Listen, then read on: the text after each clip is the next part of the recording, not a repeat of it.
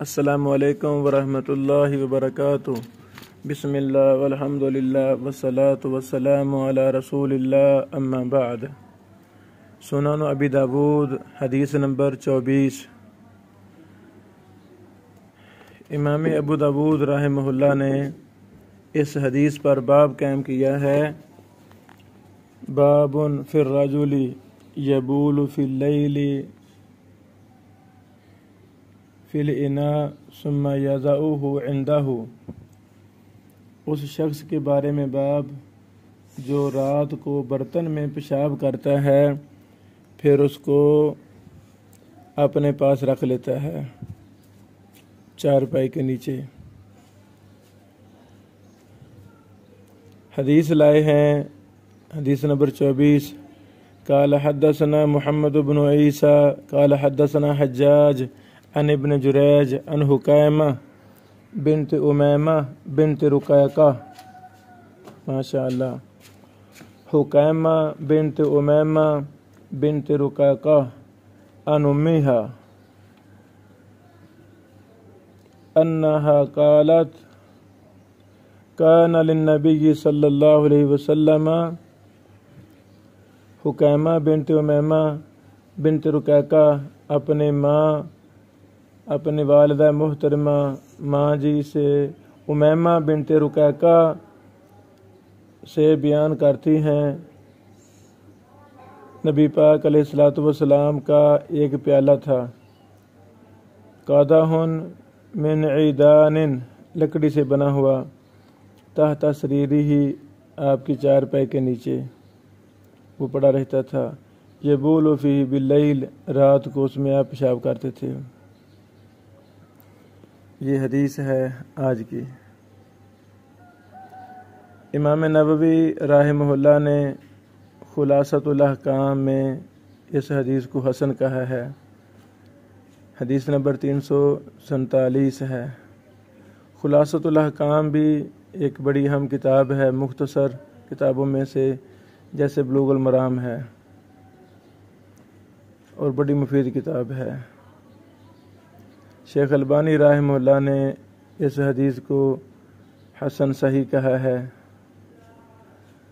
اور صحیح ابو داود علم میں لکھا ہے حدیث صحیح، یہ حدیث صحیح ہے۔ راویوں پر بحث۔ پہلے راوی ہیں محمد بن عیسیٰ بن نجیح البغدادی، یہ امام ابو داود، امام زہلی، امام دارمی وغیرہ کے استاد ہیں۔ ابو حاتم رازی نے کہا ثقۃ مأمون۔ امام ابو داود نے اپنے استاد محمد بن عیسیٰ کے بارے میں کہا کہ ان کو تقریباً 40,000 احادیث زبانیات تھیں۔ وکان ربما دلس، بس اوقات انہوں نے تدلیس کی ہے، یعنی کم تدلیس، قلیل و تدلیس تھے۔ امام نسائی صاحب نے کہا ثقۃ۔ دوسرے راوی ہیں حجاج، مکمل نام حجاج بن محمد مولا سلیمان بن مجالد البغدادی الحافظ الاعور، یہ امام احمد، امام ابن معین اور قتیبہ وغیرہ کے استاد ہیں۔ ان کو امام ابن المدینی وغیرہ نے ثقہ کہا ہے۔ تیسرے راوی ہیں ابو جریج، ابن جریج، ابن جریج، تیسرے راوی ہیں ابن جریج، ان کا مکمل نام عبد الملک بن عبدالعزیز بن جریج المکی ہیں، معروف ثقہ راوی ہیں اور تیسرے طبقے کے مدلس ہیں۔ یہاں یہ ان سے بیان کر رہے ہیں، ان کی سماع کی صراحت دوسری سندوں میں موجود ہے، تفصیل آگے آ رہی ہے۔ حکیمہ بنت امیمہ بنت رقیقہ، یہ تینوں نام مصغر پڑھنے ہیں، مصغرہ ہیں، مکبرہ نہیں پڑھنے۔ حکیمہ بنت امیمہ بنت رقیقہ،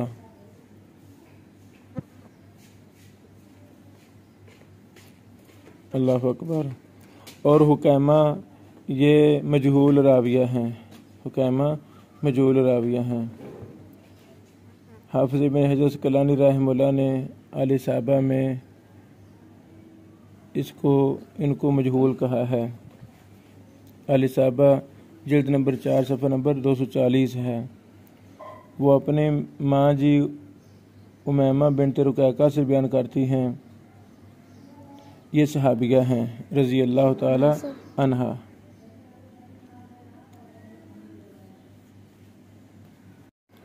امام ابو نعیم اصفہانی رحمہ اللہ نے ان کا ذکر اپنی کتاب الصحابہ میں کیا ہے۔ اسی طرح امام ابن مندہ رحمہ اللہ فرماتے ہیں، ہی امیمہ بنت رقیقہ بنت خویلد بن اسد اخت خدیجہ رضی اللہ تعالیٰ عنہ روایت عن النبی صلی اللہ علیہ وسلم، انہوں نے نبی علیہ الصلوۃ والسلام سے روایت کیا ہے۔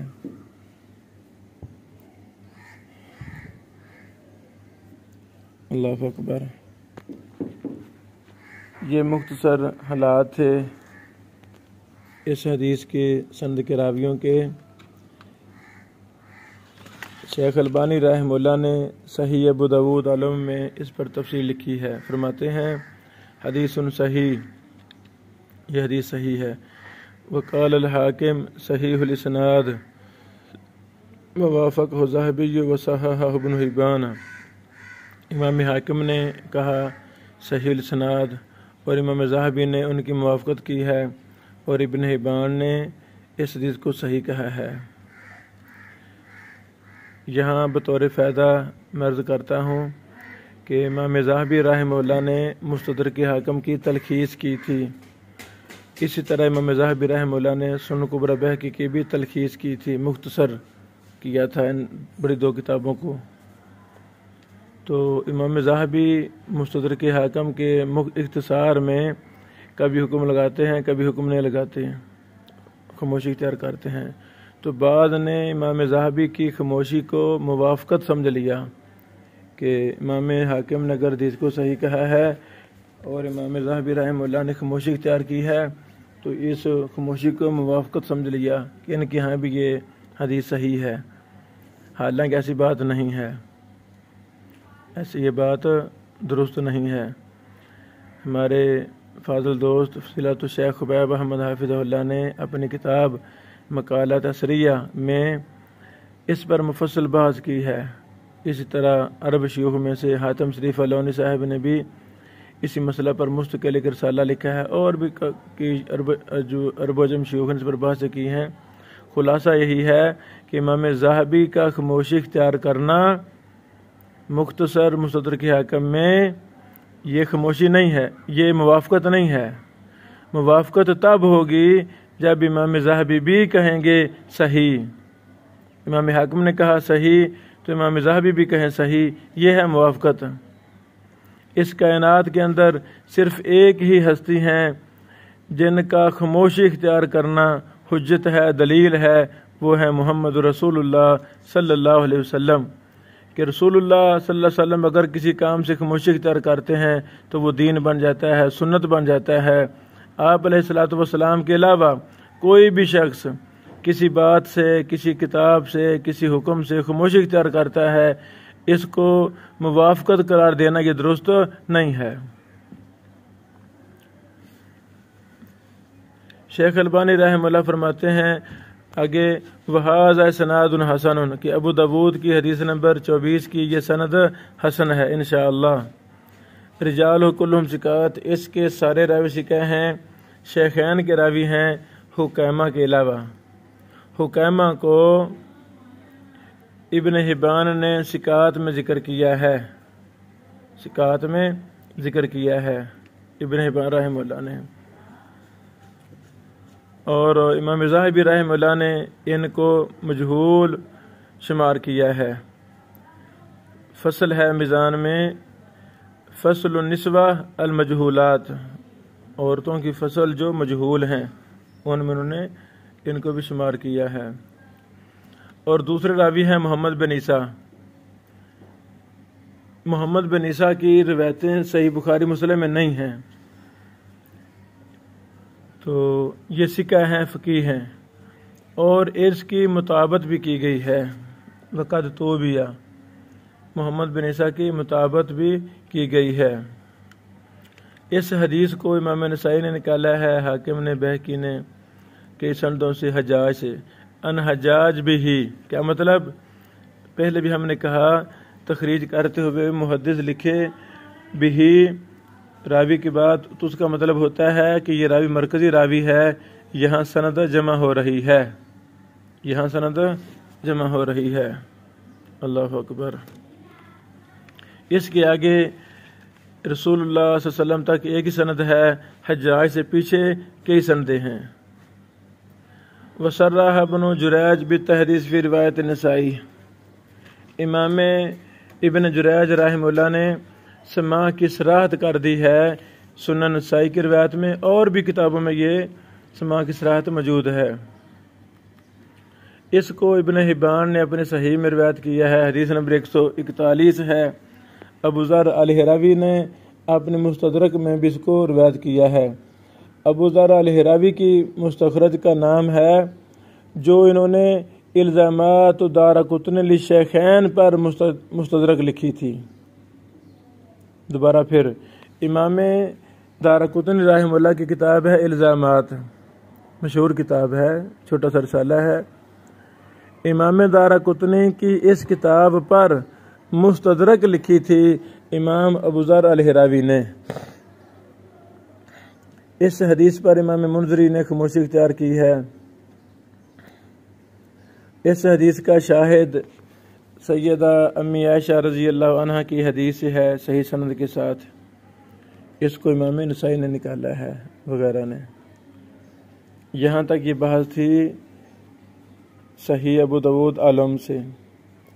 بطور فائدہ میں ایک اور نئی کتاب کا حوالہ دینا چاہتا ہوں، اسی حدیث پر مفصل بحث بیان الوہم والایہام میں بھی موجود ہے، جلد 5 صفحہ نمبر 513 سے لے کر 516 تک۔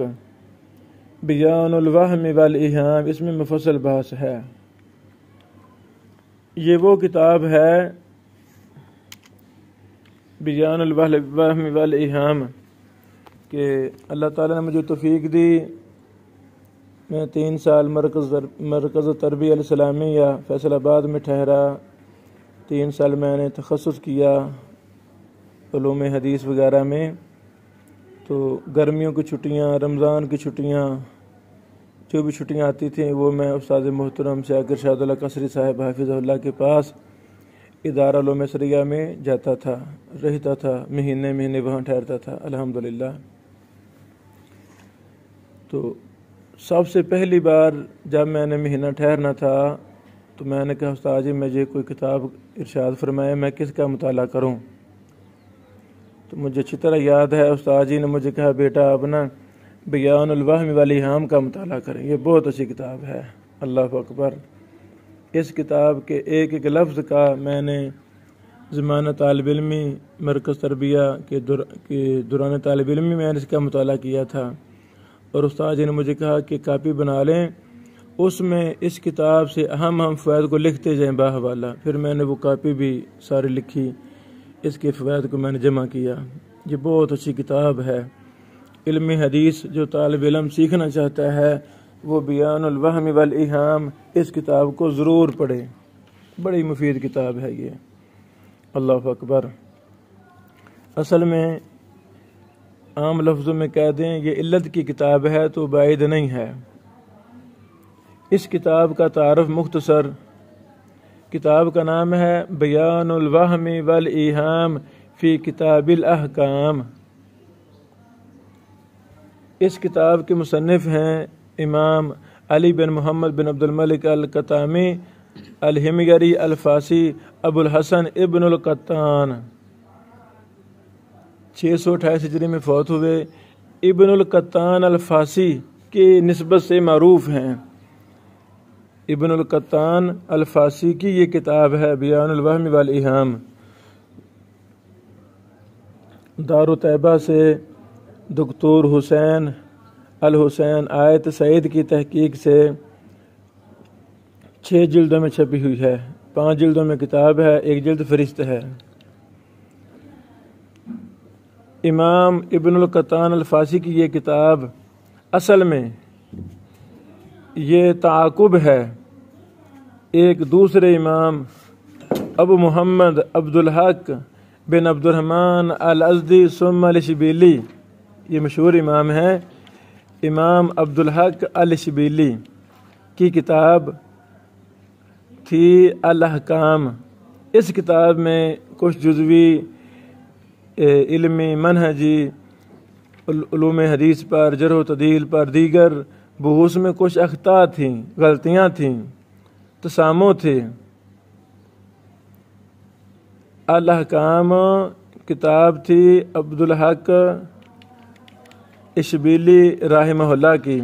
اس کتاب میں کچھ غلطیاں تھیں تو اس پر تعاقب کیا امام ابن القطان الفاسی رحمہ اللہ نے اپنی کتاب بیان الوہم والایہام میں۔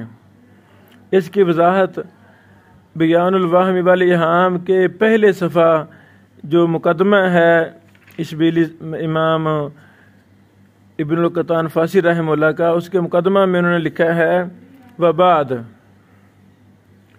بیان الوہم والایہام کے مقدمہ میں لکھا وبعد فإن ابا محمد عبدالحق بن عبد الرحمن الازدی ثم الشبیلی رحمہ اللہ، یہ نام لکھا ہے، پھر ان کی کتاب احکام کا ذکر کیا ہے، اور پھر احکام کتاب کیسی ہے اس کی تعریف کی ہے، اس کے بعد اس میں کیا کیا غلطیاں ہیں، کس انداز میں کون سی انواع میں اخطاء پائی جاتی ہیں، پھر ان کا تفصیل کے ساتھ ذکر کیا ہے۔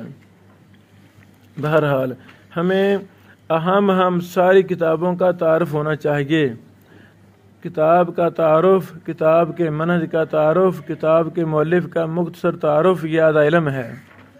تو میری آپ سے گزارش ہے آپ ان دونوں ائمہ محدثین کی حالات پر دراسہ کریں، لکھیں، چھٹیوں میں ان پر کام کیا جائے کہ امام ابن القطان الفاسی کون تھے اور امام عبدالحق الشبیلی کون تھے۔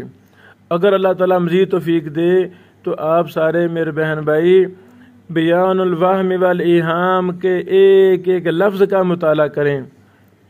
یہ وہ کتاب ہے جس کی مجھے نصیحت کی میرے استاد محترم اس دور کے امام اور محدث فضیلت الشیخ ارشاد اللہ کلاسری حافظہ اللہ نے۔